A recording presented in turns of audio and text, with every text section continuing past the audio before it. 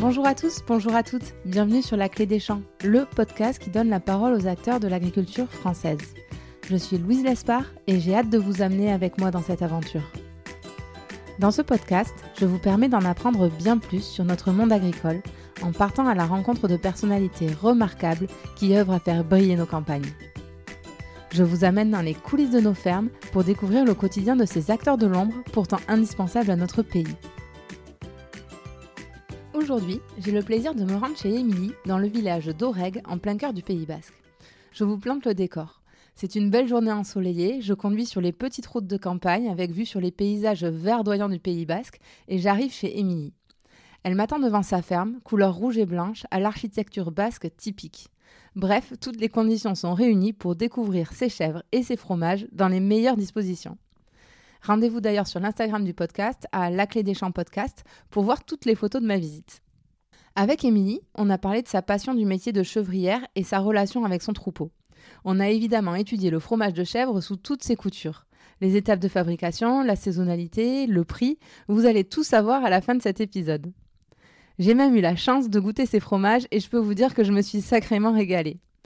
Maintenant que je vous ai donné l'eau à la bouche, je laisse place à ma conversation avec Émilie. Bonne écoute!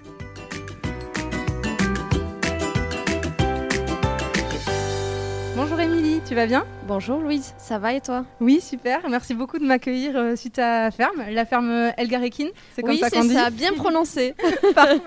Parfait. Bon alors Émilie, pour commencer, est-ce que tu pourrais te présenter et nous expliquer où c'est qu'on est actuellement ? Alors, je m'appelle Émilie Garay, donc je suis installée sur la ferme Elgarekin à Aurègue, en plein cœur du Pays Basque.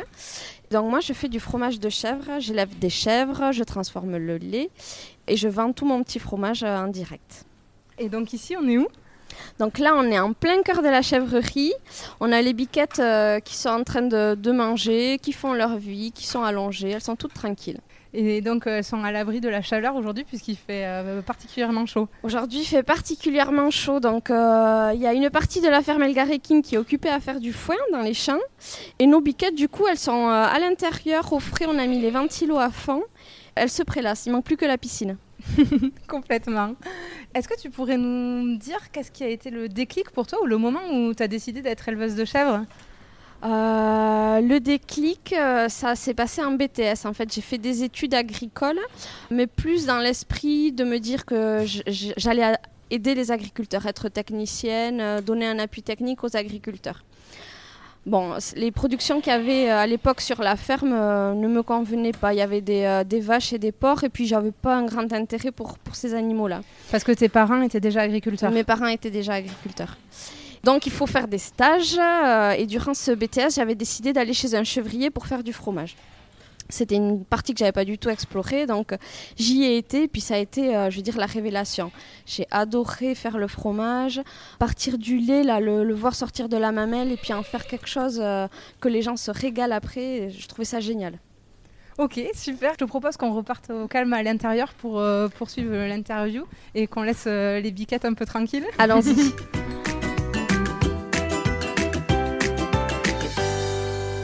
Bon Émilie, nous voilà revenus au calme.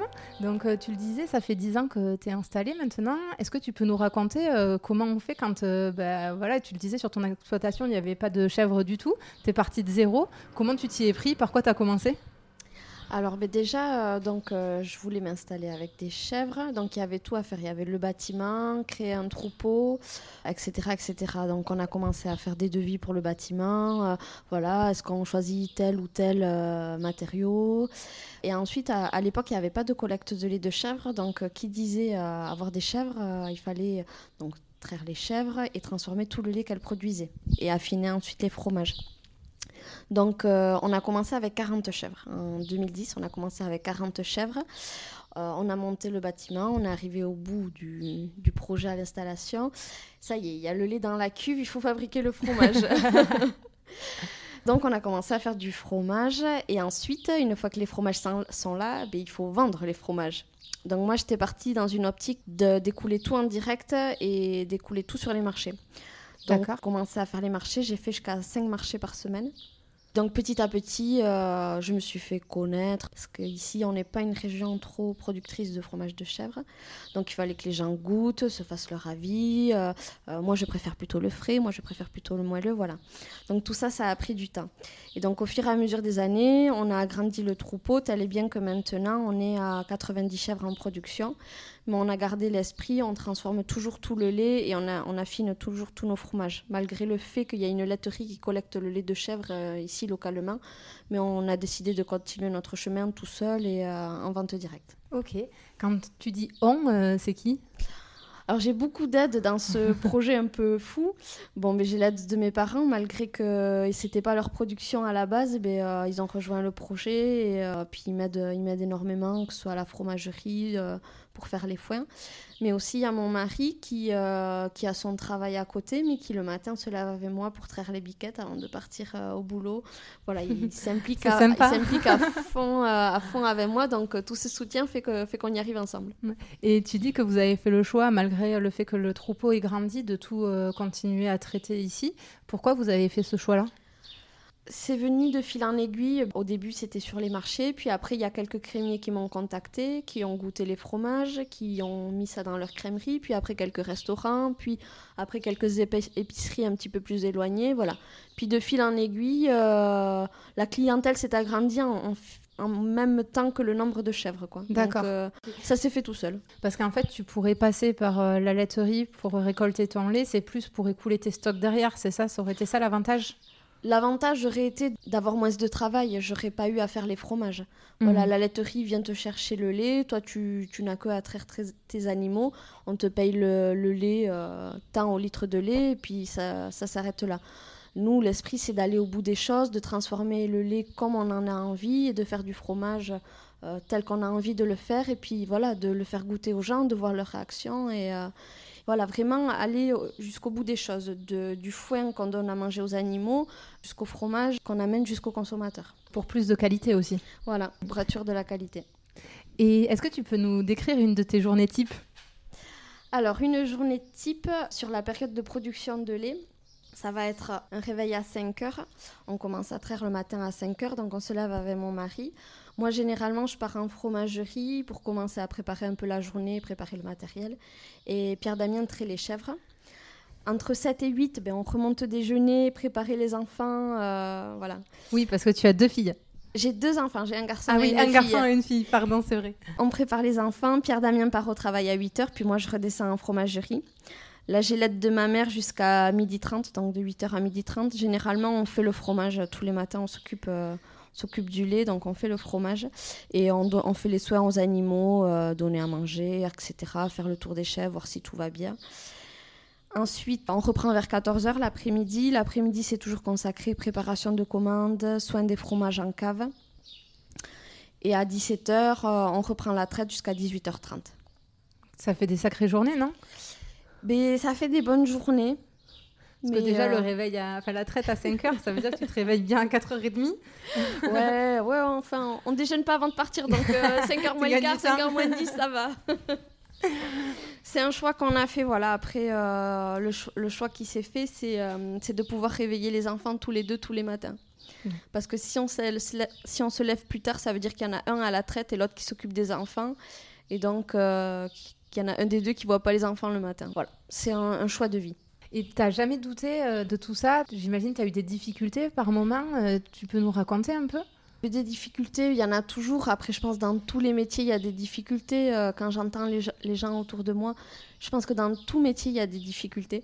Après, voilà, quand on est son propre patron, c'est sûr qu'il y a de grosses difficultés, puis de gros moments d'incertitude. Et puis, voilà, quand il y a des journées très chargées, des semaines très chargées, on se dit, mais pourquoi j'ai fait ça ? J'aurais été si bien avec mes horaires au bureau.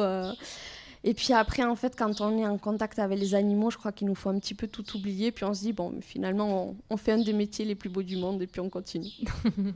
Et justement, c'est quoi le lien que tu as avec tes animaux, la relation que tu as avec tes bêtes ? Parce qu'on pourrait se dire comme ça que des chèvres, c'est pas très expressif.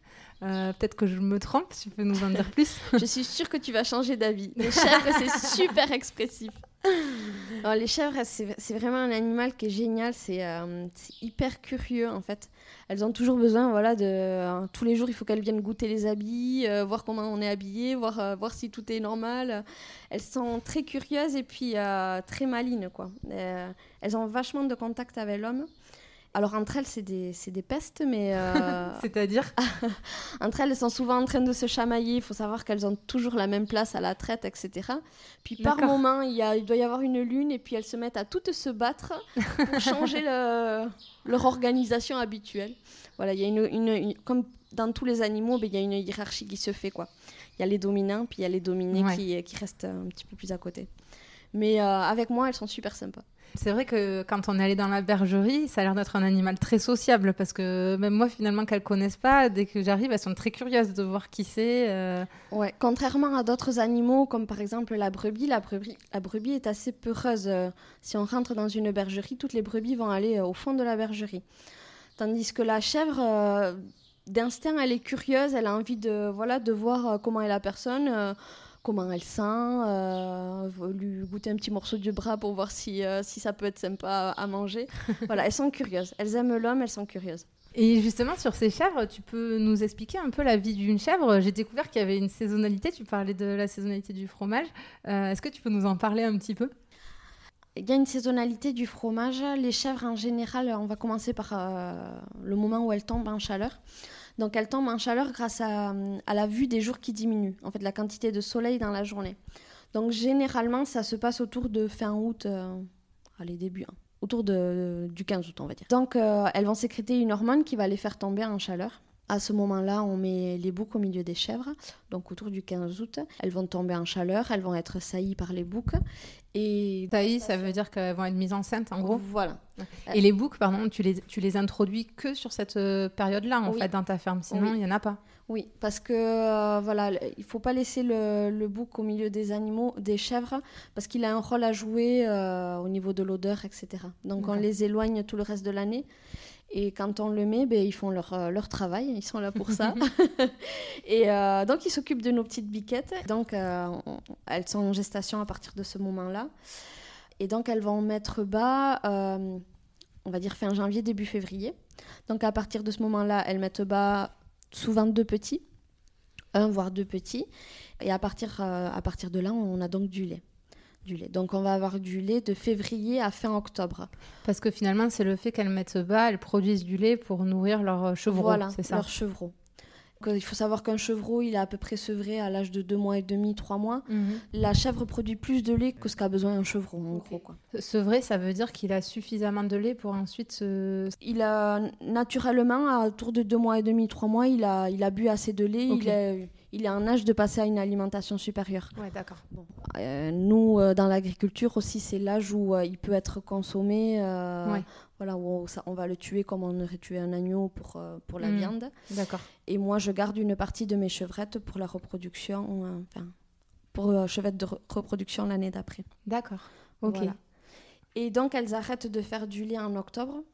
Parce que justement, en août, elles ont été saillies. Donc, ça fait à peu près 2 mois qu'elles sont pleines. Et naturellement, elles arrêtent de faire du lait parce que ça leur puise trop de faire du lait, d'avoir le chevreau dans le ventre à nouveau. Donc, naturellement, elles arrêtent de faire du lait autour de fin octobre. Ce qu'il faut retenir de ça, c'est qu'il y a une période où, normalement, on n'est pas censé avoir du fromage de chèvre. Ouais. Naturellement, voilà, la chèvre, elle va pas faire du lait toute l'année. Elle va s'arrêter à un moment donné. Donc, en hiver, c'est pas la période du fromage de chèvre. Ouais. Et c'est un peu paradoxal parce que je voyais que le pic de consommation du fromage de chèvre, c'est en décembre.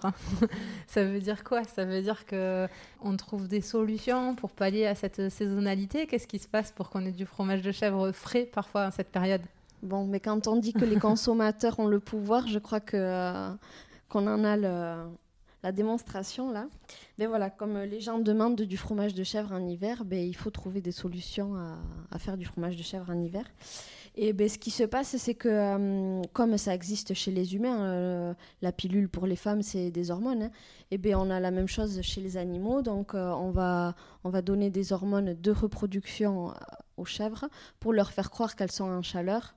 Donc elles tombent réellement en chaleur. Et puis si on met le bouc à ce moment-là, donc à contre-saison, pas en août, mais en janvier ou février, je ne sais pas trop comment ça se passe, je pense que c'est en janvier ou février, et bien elles tombent en chaleur avec ces hormones de reproduction.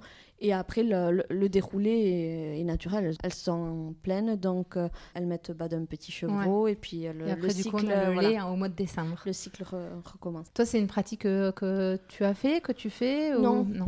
Que j'ai fait le choix de ne pas faire. Après, voilà, chacun fait comme il le souhaite dans sa ferme. Moi, j'ai voulu rester dans une saisonnalité. Je trouve que le fromage de chèvre, il est frais, il est léger, il se consomme facilement en été. Donc, j'ai fait le choix de rester voilà, au plus simple, au plus naturel, et donc sur la saisonnalité naturelle. Du coup, ça veut dire que toi, l'hiver, c'est une période un peu plus calme ? Oui, que je disais tout à l'heure, les journées types, c'est sur la période de production du lait, mais on a une période qui est plus calme, qui dure à peu près 2 mois, qui nous permet d'entretenir les locaux, puis aussi il y a toujours à faire, tailler les ongles des chèvres, faire un peu de bricolage. Donc on peut le faire sur cette période-là. Et par contre, quand les chèvres elles mettent bas, là, j'imagine que ça devient infernal, non ? Moi, c'est une des périodes que je préfère parce que je trouve ça génial de voir tous ces petits chevreaux qui naissent. Je trouve à chaque fois, c'est comme un petit cadeau là, qui sort. On ne sait pas de quelle couleur il va être, etc. Donc moi, c'est une des périodes que je préfère. Mais c'est une période où il y a beaucoup, beaucoup de travail. Parce que voilà, il faut s'occuper des petits chevreaux, surveiller que tout le monde va bien, surveiller que les mises bas se passent bien. Donc beaucoup de présence en chèvrerie. Et puis à un moment donné, ça rejoint aussi le fait qu'on commence à faire du fromage. Donc il y a s'occuper des petits chevreaux, les naissances, plus recommencer à faire du fromage. Mais bon, c'est une période donnée, puis après, c'est bon. Et au niveau du renouvellement du troupeau, comment ça se passe parce que j'imagine qu'à un moment, les chèvres, elles deviennent trop âgées ou elles produisent plus de lait. Qu'est-ce que tu en fais à ce moment-là et combien de temps, combien de temps ça dure la vie d'une chèvre ?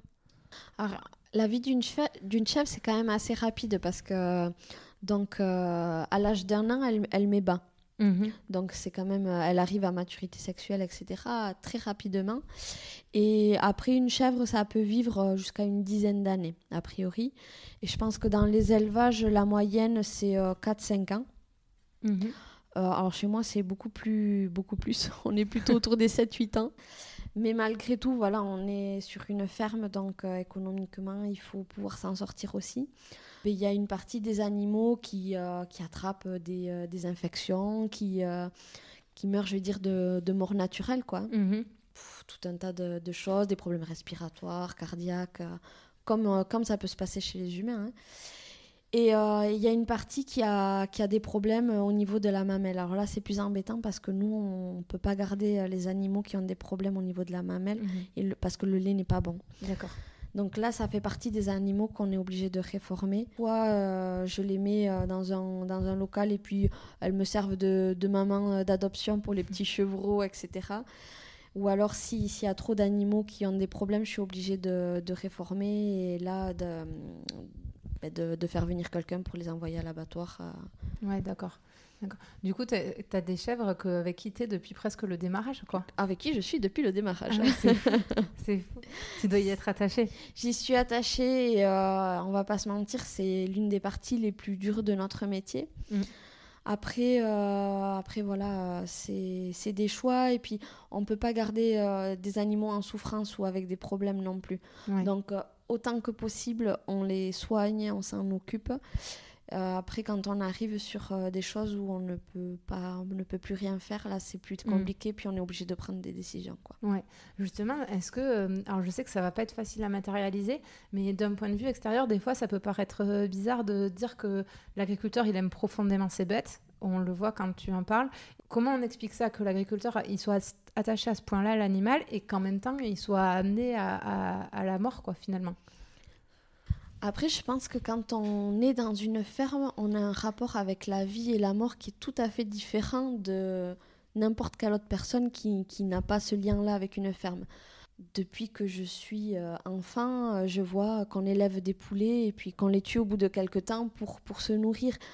En fait, pour nous, ça fait partie de notre façon de penser, de ce qui nous convient, c'est de manger un animal qu'on sait comment il a été élevé, comment il a été nourri, que ce sont des animaux en bonne santé. C'est très dur d'expliquer ça, mais On le vit depuis qu'on est enfant et pour nous, c'est logique d'élever des animaux et on trouverait ça complètement illogique de les laisser mourir comme ça de vieillesse. Non, on élève des animaux pour se nourrir et après, il y aura toujours des chouchous au milieu qu'on ne pourra jamais envoyer à l'abattoir ou autre. Mais c'est le but de l'élevage. Ouais, c'est que les animaux, leur rôle, c'est de nourrir l'homme. Voilà, ça fait partie de notre façon de voir les choses. Je comprends que ça puisse être mal interprété, mais... Là où je te rejoins, c'est que, bon, moi, tu le sais, mes grands-parents, ils ont une ferme pas très loin. On voyait tuer le cochon régulièrement. Et pour moi aussi, c'est quelque chose qui est naturel. Et je trouve que presque ça pousse aussi à mieux respecter le produit et mieux respecter ce que tu manges. Parce qu'en fait, quand tu as vu l'animal être élevé, être tué, puisque alors maintenant, c'est plus le cas, mais à l'époque, nous, il était tué directement à la ferme sous nos yeux. En fait, on dit tout est bon dans le cochon, par exemple, mais parce que on lui doit de bien le manger, de respecter le produit et de bien le cuisiner aussi, non ? Exactement, d'aller jusqu'au bout des choses. Et puis même, je vais aller plus loin. Avant, quand il tue un animal, et puis c'est toujours le cas dans la ferme, hein. Par exemple, un poulet, on va manger les cuisses, on va manger les ailes, on va tout manger. Et puis avec la carcasse, on peut faire un jus. Un jus, une sauce pour préparer autre chose derrière. Dans le cochon... je crois qu'il n'y a pas une partie du cochon qu'on ne peut pas manger. En fait, il n'y a pas de gaspillage qui se fait dans les fermes. Quand on tue un animal, on va vraiment, c'est vraiment pour se nourrir. C'est pas par plaisir comme certains peuvent penser. C'est vraiment pour se nourrir et on ne va rien gâcher. Ça, je trouve, ça s'est un petit peu perdu. Maintenant, on a tendance à laisser un coin de viande, à jeter, etc. Alors que quand même, quand on a tué l'animal, il faut respecter le fait de l'avoir tué et se nourrir jusqu'au bout avec ce qu'il nous a offert. C'est super intéressant. Merci d'avoir pris le temps de parler de ça et d'en parler aussi librement parce que je pense que ça peut aider des gens aussi à se faire leur avis sur ce qu'il en est dans une ferme. J'espère que je me suis bien exprimée et que ça ne va pas porter à confusion, mais je suis joignable pour le débat si la personne le souhaite. Tu es une femme agricultrice, éleveuse. Finalement, tu l'as dit, ton conjoint, il fait autre chose. Comment ça a été perçu, le fait que tu veuilles démarrer ça il y a 10 ans, de zéro ? Tu étais jeune, tu avais quel âge ? Tu avais 20 ans ? Ouais, j'avais 21 ans, ouais. Ouais. Et comment ça a été perçu par ton entourage et puis peut-être par l'extérieur, par le village d'Aurègue, tout ça ? Bon, je sais pas trop. Je pense que je vais être la dernière au courant de comment ça a été perçu. Je pense que les gens ont été étonnés parce que déjà, c'était pas une production qui était vraiment présente dans le département. Et puis, c'était vu un peu d'un œil marginal, faire du fromage, déjà du fromage de chèvre en plus. Donc, je pense que les gens étaient un peu, comment on va dire, ils attendaient de voir comment ça allait se passer. Je pense qu'ils n'auraient pas donné cher du projet, surtout avec 40 chèvres, c'est un petit troupeau. Ouais. Et puis de fil en aiguille, ils ont vu que j'étais toujours là, que je m'accrochais, et puis que de 40 chèvres, on était passé à 80, et puis que les gens me faisaient confiance, que j'avais du monde derrière moi, des consommateurs qui me soutenaient. Donc, je pense que maintenant, ils se disent que le projet était finalement pas si fou que ça. Tant mieux. T'as eu 2 grossesses dernièrement et comment tu t'organises ? Parce que quand on travaille avec des animaux, entre guillemets, c'est pas leur problème. C'est pas comme quelqu'un qui travaille dans un bureau classique, il pose un congé maternité, il s'en va 3-4 mois et puis il revient. Toi, comment tu fais pour gérer ça ? Ça a été 2 années assez compliquées. Enfin, les 2 grossesses ont été assez compliquées dans le sens où, déjà en temps normal, il faut une organisation de dingue sur une ferme. Que là, se rajouter encore une autre organisation parce que j'allais pouvoir de moins en moins travailler. Donc, j'ai fait appel au service de remplacement. Donc, j'ai formé des jeunes filles à me remplacer, quoi. Heureusement, il y avait ma mère qui faisait le lien, donc qui, elle, était là constamment, donc savait un petit peu le travail qu'il y avait à faire. Mais le problème qui s'est trouvé, c'est que quelqu'un de normal ne fait que 39 heures. et toi, tu t'en faisais beaucoup plus. Sachant que moi, bien évidemment, j'en fais beaucoup plus sur une semaine. Et puis, on ne peut pas demander à quelqu'un de travailler du lundi au dimanche, c'est impossible. Donc on nous demande, moi ça m'a beaucoup révoltée parce qu'on nous donne quelques petites aides, donc on nous demande de ne rien faire, on peut être contrôlé de ne pas être sur la ferme parce qu'on nous donne quelques petites aides pour être remplacé. D'accord. Mais à côté de ça, c'est un peu hypocrite parce que une personne elle peut pas nous remplacer en 39 heures quoi. Ouais, bien sûr. Donc bon, ça m'a un peu révoltée, mais bon, le système est fait comme ça. Parce que finalement, tu n'as pas un statut comme quelqu'un, encore une fois, qui travaille dans un bureau comme moi, ou si j'avais un congé maternité, je serais payée quasiment à 100% de mon salaire. Toi, tu n'as pas ça. Non, on n'a pas ça. Puis on est une trop petite structure pour embaucher quelqu'un pour me remplacer, quoi. Ouais. Donc le système agricole est fait en sorte qu'il y a des aides parce que sinon, ça serait trop problématique.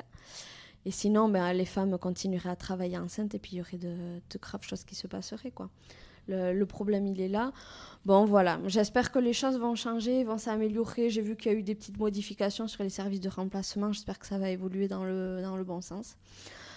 Tout ça, c'est un petit peu derrière moi. J'ai mes 2 enfants maintenant. C'est une nouvelle organisation qu'il faut trouver. Et ils aiment ça? Ils aiment venir avec toi à la chèvrerie? Comment ça se passe? Alors, la plus grande a 3 ans, puis le dernier a 8 mois. Donc, Louise, là, donc, on sort du confinement. Pendant tout le confinement, elle est venue. Je crois que maintenant, les biquettes, elle le connaît par cœur. Mais ouais, ils aiment bien. Puis nous, ça nous fait plaisir quoi, de les voir s'épanouir dans une ferme. C'est génial, quoi, quand même. T'aimerais bon, elle a 3 ans, Louise, c'est un très beau prénom en passage, en toute objectivité. Mais t'aimerais un jour qu'elle prenne ta relève ou voilà, qu'elle poursuive ton travail? Ah, bien évidemment, on aimerait, mais en tant que parent, notre rôle, c'est aussi de se dire elle fera ce qu'elle voudra et on sera très heureux dans toutes les manières. Mais maintenant, en étant maman, je me dis j'aimerais bien que mes enfants reprennent tout le travail qui a été mené. Ouais. Mais bon, encore une fois, il faut qu'elle fasse ce qu'elle a envie de faire. Et si elle aime au moins les animaux, je voudrais que ça soit quelque chose qui la suive, quoi. Ouais. D'aimer les animaux. Et puis quoi qu'il arrive, tu lui transmets des valeurs, j'imagine, de par ton activité. Oui, de simplicité, puis même de savoir les choses d'où elles viennent, comment elles sont faites, de voir les choses pousser au gré des saisons. Enfin, tout ça, c'est des choses qu'on a tendance à oublier si on n'en est plus en contact, quoi. Complètement. Et en parlant de choses qu'on oublie, et pour parler de choses très sérieuses, le fromage, est-ce que tu pourrais nous expliquer comment il est fabriqué? C'est quoi les grandes étapes pour que tu fabriques ton fromage? Alors nous, ici, on fait du fromage fermier au lait cru. J'y tiens beaucoup parce que ça a une grande importance. En fait, l'importance du lait cru, ça veut dire qu'on ne lui fait pas subir de traitement thermique au-delà de 40 degrés. En gros, on ne le chauffe pas plus que 40 degrés, quoi. Voilà, les industriels vont travailler plutôt avec du lait thermisé, du lait pasteurisé. Et là, on est plutôt autour des 60-70 degrés. En fait, ce qui se passe, c'est que dès qu'on travaille au-delà des 40 degrés, on tue une partie de la flore microbienne qui est dans le lait. Et cette flore microbienne, elle a un grand intérêt pour nous parce qu'elle est utile à notre système digestif et puis même à notre système immunitaire. Donc nous, on fait des fromages au lait cru de chèvre. Ça a une grande importance parce que c'est forcément plus difficile à faire, mais ça fait des fromages d'une plus grande qualité. Ouais.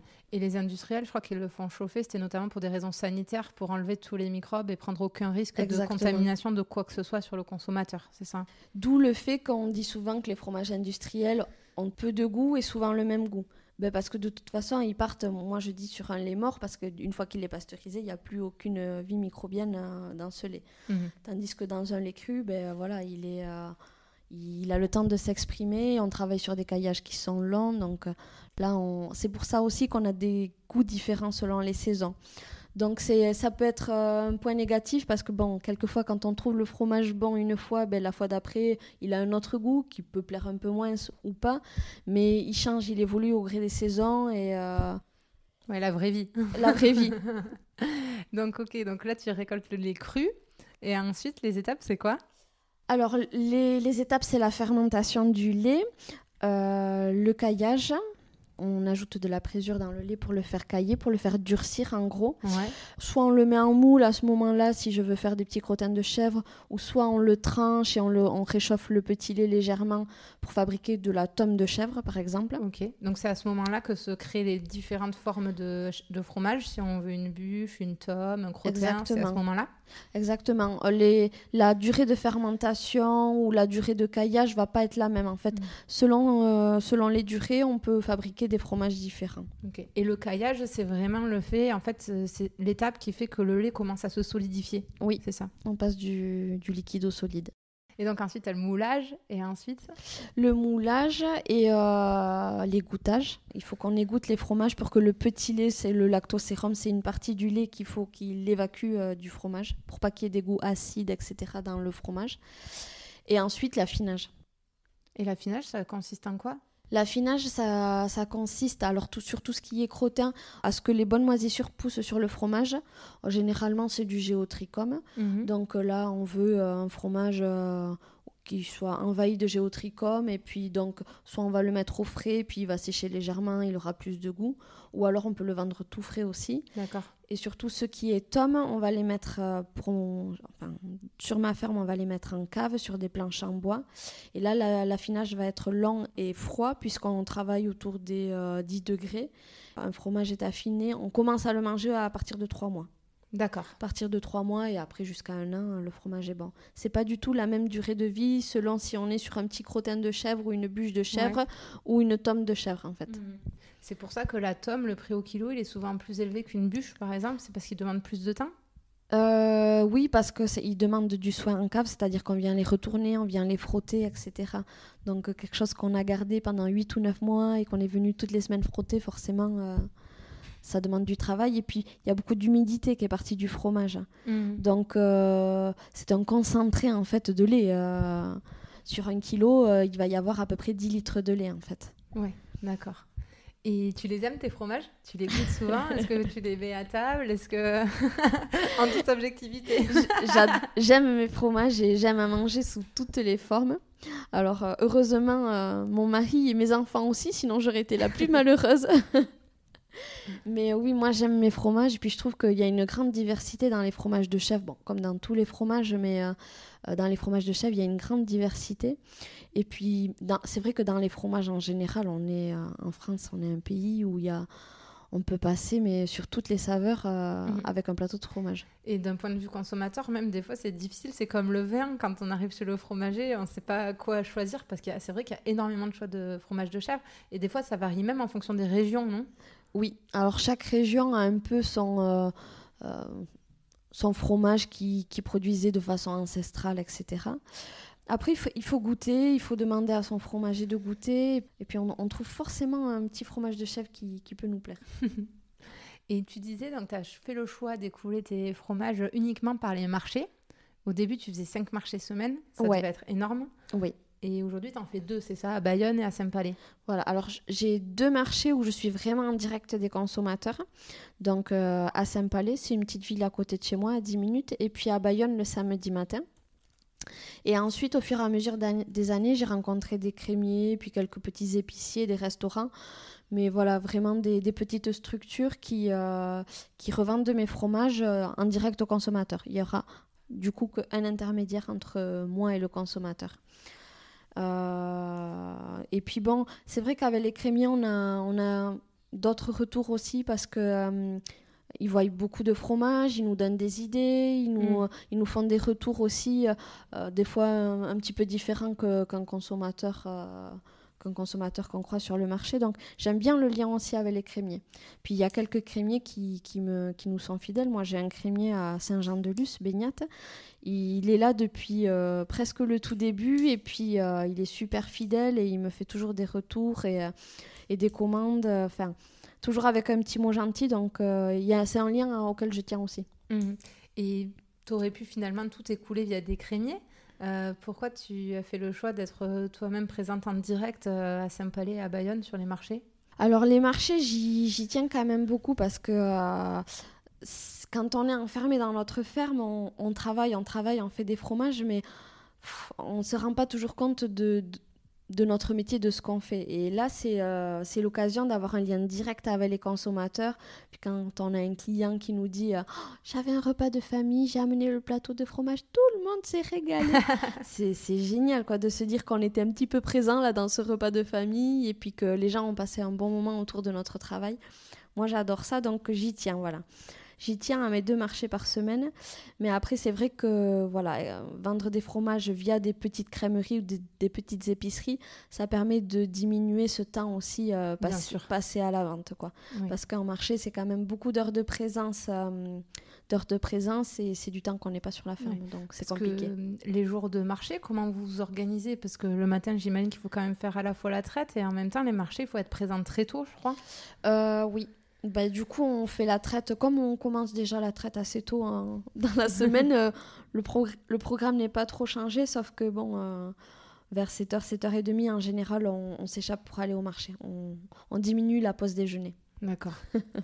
Et j'imagine qu'aussi, économiquement, c'est plus intéressant et pour toi et pour le consommateur de passer par des marchés ou alors via un crémier où il y a un intermédiaire. J'imagine que pour les 2 parties, c'est plus intéressant, non ? Oui, c'est certain. Mais c'est sûr que sur les marchés, de toute façon, tout le monde est gagnant, puisque le consommateur a accès à un produit de qualité à un prix quasi direct de la ferme.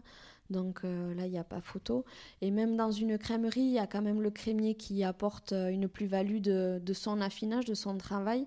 Donc même si le fromage est un petit peu plus cher qu'en direct du producteur, il y a quand même du conseil et puis il y a une préparation de plateau, etc., d'assortiment de fromage. C'est un métier à part, donc ce que paye en plus le client, il le retrouve dans le service quand même, je pense, même chez un crémier. Bien sûr. Et puis, on va passer à la minute économie du podcast que j'ai maintenant l'habitude de faire avec chacun des producteurs. Mais je voyais que finalement, la bûche de chèvre, le premier prix sur les grandes surfaces, le low cost, on est à 9,40 € du kilo. Quand le haut de gamme, on est autour de 19 €. Et toi, je crois, on regardait tout à l'heure, tu es autour de 13 € le kilo pour une bûche de chèvre, c'est ça ? Exactement. Donc, c'est vraiment des choses surprenantes, mais les gens ont toujours l'impression que parce qu'ils vont chez un producteur ou sur des petits marchés, ils vont payer les choses plus chères. Mais je pense que économiquement, quand on fait vraiment le rapport, ça coûte pas plus cher, quoi. Ça coûte pas plus cher. Le tout, c'est de trouver le producteur qui vous plaît, le fromage qui vous plaît, mais sinon ça coûte pas plus cher et puis vous mangez des produits de qualité qui n'a pas traîné dans les frigos pendant 10 ans, donc ça vaut le coup, je pense. Ouais. Pour toi, aller au marché, ça reste un bon moment dans la semaine ou c'est plus compliqué? Ça représente quoi les marchés pour toi? Alors maintenant que j'ai ma clientèle au bout de 10 ans, c'est vraiment un moment de plaisir parce que on sait toutes les petites histoires des clients. On sait que la semaine avant, ils ont eu leur fils qui est venu, etc. Donc, on leur demande des nouvelles. Quelquefois, on reçoit un petit texto dans la semaine. On a fait ça avec votre fromage, c'était très bon. Et là, d'autant plus avec le confinement qu'il y a eu, tout ce chamboulement qu'on a vécu, on a ressenti beaucoup de soutien de nos clients. Donc, c'est presque plus que des clients pour certains. Voilà, quand il y a eu la naissance de mes enfants, ils m'ont offert des petits cadeaux, etc. Enfin, vraiment, il y a un lien qui se fait que je n'aurais jamais imaginé en m'installant. Donc, on y tient et puis on ne les abandonnera pas. Et justement, pendant le confinement, donc il n'y avait plus de marché. Donc toi, en fait, tu t'es privé de la quasi-totalité de tes débouchés, j'imagine. Comment tu t'es organisée pour passer cette période ?